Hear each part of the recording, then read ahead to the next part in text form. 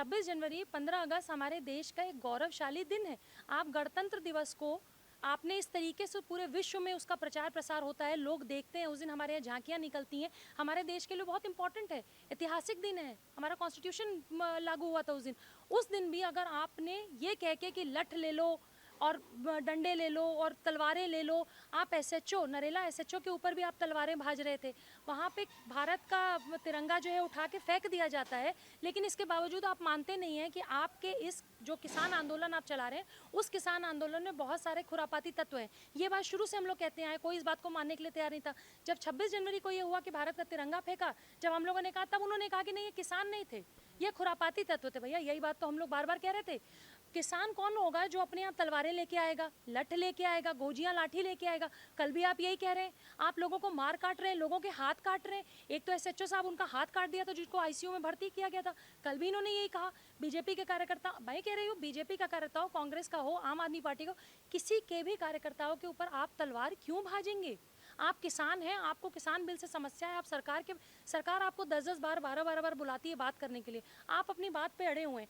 500 से ज़्यादा संगठन जो सुप्रीम कोर्ट ऑफ इंडिया गए हैं वो किसान नहीं है, पूरे देश के किसान नहीं है। बिहार में तो इस तरह का कोई किसान आंदोलन नहीं चल रहा है, उत्तर प्रदेश में पूरा हो के आई हूँ, वहाँ तो नहीं चल रहा है।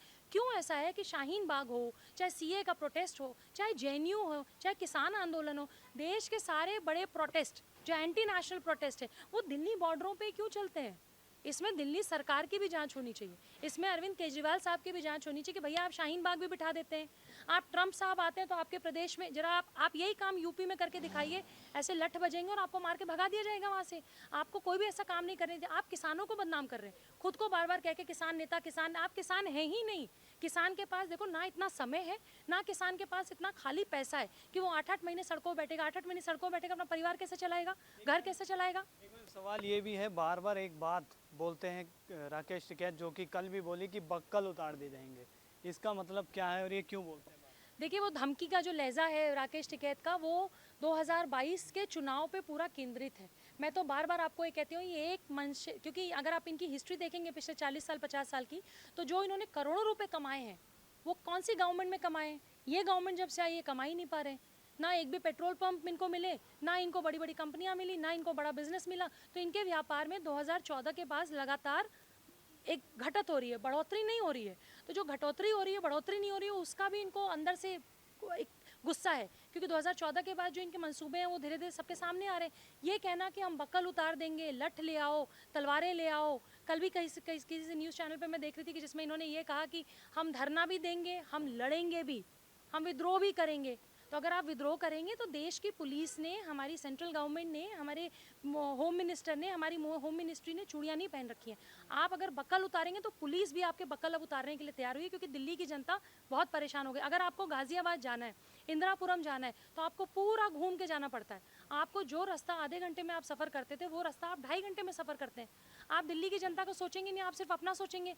और 2022 को जो ये फोकस करके ये लोग कर रहे हैं, एक भी धरना ये 2022 में योगी गवर्नमेंट में नहीं दे पाएंगे। नहीं तो योगी गवर्नमेंट की पुलिस इनकी बक्कल उतारेगी। किसान वो है ही नहीं, किसान वो है जो अपने खेत में काम कर रहा है। इस देश का कोई भी किसान ऐसा नहीं है जो इतना करोड़पति है कि 8-8 महीने रोड पे बैठा रहेगा।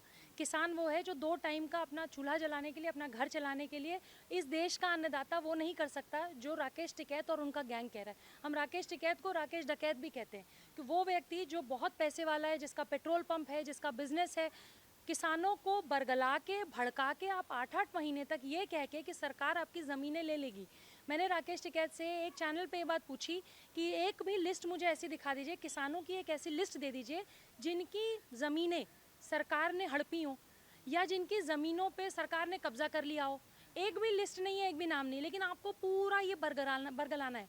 तो किसान तो वो हो ही नहीं सकता। ऐसा कौन सा किसान होगा मुझे बताइए जो साल भर सड़कों पे बैठा हुआ है? मतलब आपको पता होगा कि 500 से ज़्यादा किसान संगठन ऐसे हैं जो सुप्रीम कोर्ट ऑफ इंडिया, जो हमारी देश की सबसे बड़ी सर्वोच्च अदालत है, वहाँ तक पहुँचे हैं ये कहते हुए कि ये बिल जो है वो किसानों के हक में है। मतलब पूरे यूपी में किसान नहीं है, बिहार में किसान नहीं है, उड़ीसा में किसान नहीं है, कश्मीर में किसान नहीं है, पूरे देश में किसान नहीं है। किसान कहाँ है? एक ये बॉर्डरों पे बैठे हैं राकेश टिकैत और इनका गैंग, एक पंजाब, हरियाणा, यही 2-4 स्टेट के किसान हैं। पूरे देश में किसानी नहीं होती।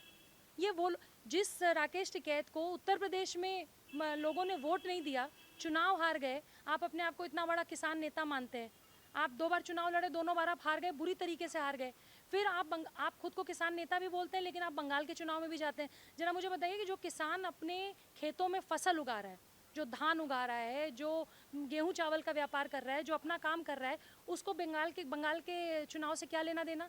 राकेश टिकैत साहब ममता बनर्जी से मिलने क्यों गए थे? क्योंकि राकेश टिकैत किसान नेता नहीं है, वो किसान नेता रूपी नेता हैं बेसिकली। क्योंकि उत्तर प्रदेश, अब ये इनका पूरा टारगेट 2022 का भी आपने देखा होगा कि 26 जून को इन्होंने उत्तर प्रदेश के जो राज्यपाल हैं महामहिम, उनका घेराव करने के लिए भी इन्होंने एक प्लानिंग की थी, वो भी सक्सेसफुल नहीं रही। तो आप अपने आप को किसान नेता कहते हैं, लेकिन आप किसानों को बरगलाने का पूरा काम करते हैं। वैक्सीनेशन पूरे देश में चल रही है, लेकिन आप अपने कैंपों में, जब पंजाब की गवर्नमेंट और जगह जगह की गवर्नमेंट आपको ये कहती है कि आपके कैंप के बाहर वैक्सीनेशन हम करेंगे, आप वैक्सीनेशन के लिए भी नहीं तैयार होते हैं। आप वैक्सीनेशन के लिए अपने किसानों को भी नहीं कहते हैं। इतनी मात्रा में आप भीड़ भी जुटाते हैं।